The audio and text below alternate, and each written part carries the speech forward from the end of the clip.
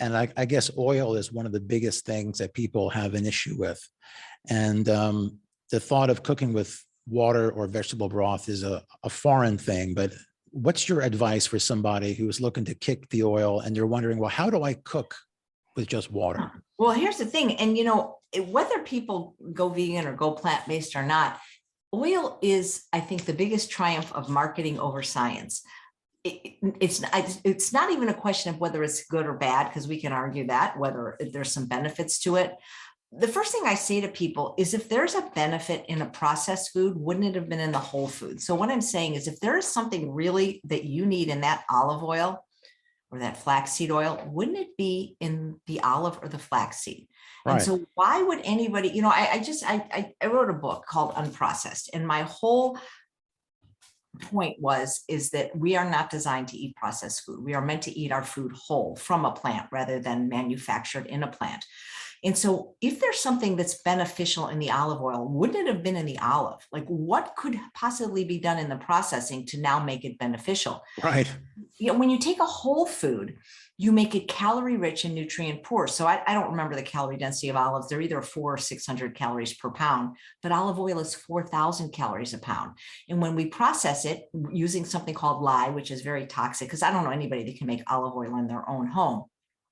Everything that was beneficial about the olive, the water, the fiber, the vitamins, the minerals, the phytochemicals, the antioxidants, and micronutrients are now thrown away, and we're drinking this non-nutritive liquid. For people that really think that olive oil is all that, I really encourage them to watch a video. You can Google this or put it on YouTube by Dr. Nick Delgado, where he talks about how to become diabetic in 6 hours, where he literally gives himself diabetes just by drinking olive oil. It's a really interesting video. And so the thing is if people really feel there's something they need in the olive oil, to eat the olives, always eat the whole food. I did an experiment on my husband. I wasn't doing it on purpose, but in 2008, when I heard Dr. Esselstyn speak about how oil injures the endothelial cells, it's the vasculature of our circulatory system, and if you want to be heart attack proof, don't eat it. I'm like, you know, he sold me prevent and reverse heart disease. We have heart disease in our family. I don't need to eat oil. No, it doesn't really taste very good. If you've ever just tasted it by itself, right, doesn't taste very good. And even at high doses, it can be an emetic. It actually can cause you to vomit. When you use oil, you got to use a lot of salt to make it taste good. But I don't know a lot of people that really just love drinking olive oil straight. So I stopped using oil. It was August 1st, 2008. And I have a very lean husband, and he couldn't tell, because the food either tasted the same or even better, because olive oil coats the taste buds on your tongue, actually. And I always made his breakfast, sent him to work with lunch, and made dinner. And about 7 months after stopping oil, we were supposed to go to a formal event on the weekend, and he tried to put his belt on, and he couldn't, there was no more loops. And because we didn't have a scale, he goes, "Oh my God, you know, do I have cancer? I lost so much weight." And he lost something like 13 pounds.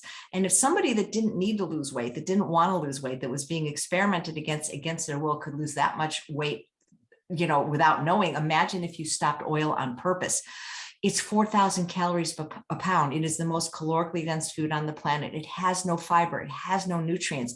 It basically has no satiety, so it can't activate the mechanisms of satiation. It slips under the radar undetected. It's the easiest way, I think, to get people to lose weight, especially if they don't want to give anything up. But the problem is if they do restaurant eating, they're never going to not have oil. It's not possible. I worked in a restaurant. Even if they somehow steam your food or prepare it, the pot still had oil. The water still had oil and salt. The cookware has oil. And you know what's interesting, and I didn't know this, is even when you get the caloric counts, like for restaurant foods that have to do it, that doesn't include the oil they're cooking it in. Oil is 130 calories for 1 tablespoon. 1 tablespoon, 14 grams of saturated fat. We have no minimum daily requirement for any kind of saturated fat. For 140 calories, I can have like 2 pounds of zucchini. I can have almost a pound of fruit. I mean, I can have a whole potato. Right. It's just such a waste of calories. It's like, it's really ridiculous, and it's not really food for humans. Oil is for a car to run. It's not for, we don't need oil. Yes, we need fat, and what the fat we need is the essential fatty acids, which we can get from plants. But to me, it is the most ridiculous thing why anybody thinks they need oil. It doesn't make the food taste better. It just increases the caloric density. I don't know.